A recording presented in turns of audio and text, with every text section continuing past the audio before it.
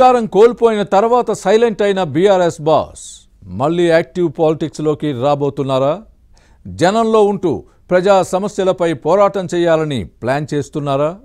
మళ్ళీ అధికారంలోకి వస్తామని అంత ధీమాగా ఎలా చెబుతున్నారు?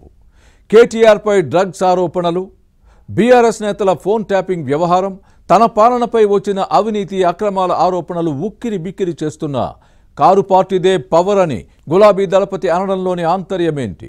ఈ అంశాలపై ముఖ్యమంత్రి రేవంత్ రెడ్డి సర్కార్ దూకుడుగా వ్యవహరిస్తున్న సమయంలో కేడర్లో జోష్ నింపే ప్రయత్నం చేస్తున్నారా?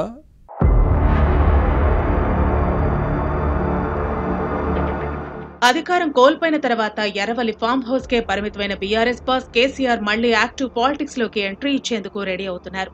ప్రజా సమస్యల ఎజెండాగా జనంలోకి వచ్చేందుకు ప్లాన్ చేసుకుంటున్నారు.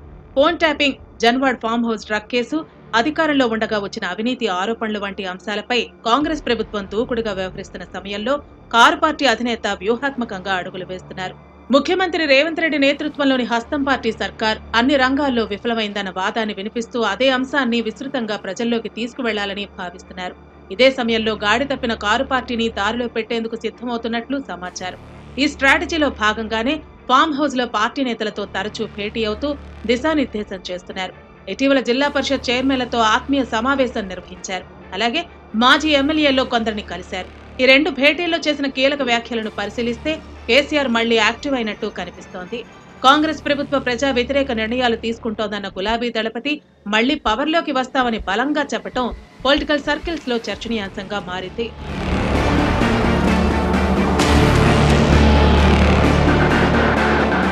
బీఆర్ఎస్ అధికారం కోల్పోయిన తర్వాత ఫామ్ హౌస్ కు చేరుకున్న కేసీఆర్ అక్కడ జారి పట్టడంతో తుంటి ఎముక దెబ్బతింది. శస్త్రచికిత్స తర్వాత కొంతకాలం హైదరాబాద్ నందీనగర్ లో నివాసానికే పరిమితమయ్యారు.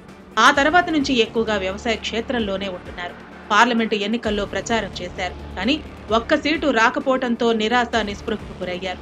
అసెంబ్లీ బడ్జెట్ సమావేశాలకు ఓ రోజు హాజరైన కేసీఆర్ ఆ తర్వాత నుంచి మళ్లీ జనంలో జాడ లేకుండా పోయారు. అప్పటి నుంచి ఇప్పటి వరకు ప్రజాక్షేత్రంలోకి వచ్చింది లేదు, వచ్చినా మాట్లాడింది లేదు. వ్యవసాయ క్షేత్రంలోనే ముఖ్య నేతలను కలుస్తూ సూచనలు చేస్తున్నారు.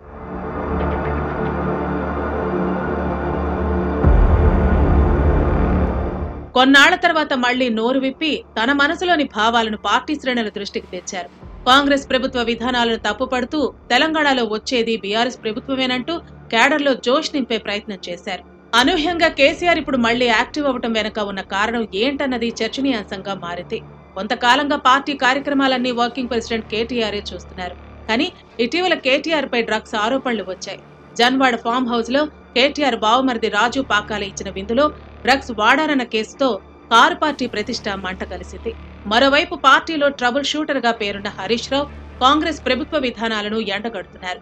రైతు రుణమాఫీ, మూసీ వివాదం, హైడ్రా కూల్చివేతలు, ధాన్యం సేకరణ వంటి అంశాల్లో సర్కార్ను ఎరకాటంలో పెట్టే ప్రయత్నం చేస్తున్నారు.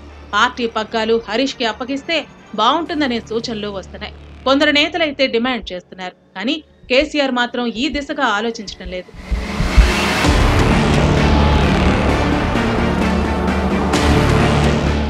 పార్టీ అధినేతగా యాక్టివ్గా ఉంటే ఇలాంటి అంశాలు తెరపైకి రావని కేసీఆర్ భావిస్తున్నారు. ఈ క్రమంలోనే ఫామ్ హౌస్ నుంచి యాక్టివ్ పాలిటిక్స్ నడుపుతున్న కేసీఆర్ మళ్లీ జనంలోకి వచ్చి కార్యకర్తలను క్రియాశీలకంగా మార్చాలని భావిస్తున్నారు. మనదే అధికారం అనే విధంగా కేడర్లో జోష్ నింపే ప్రయత్నం చేస్తున్నారు. కాంగ్రెస్ 11 నెలల పాలనలో ప్రజలు ఏం కోల్పోయారో వారికి అర్థమైందన్న వాదాన్ని వినిపించడం కారు పార్టీ శ్రేణుల్లో జవసత్వాలు నింపడమే అవుతుందన్న విశ్లేషణలు ఉన్నాయి.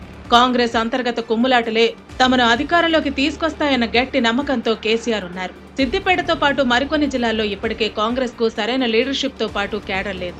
అధికారంలోకి వచ్చి ఏడాదవుతున్నా ఇప్పటికీ హస్తం పార్టీకి జిల్లాల్లో పట్టు చిక్కటం లేదన్నది కేసీఆర్ భావన.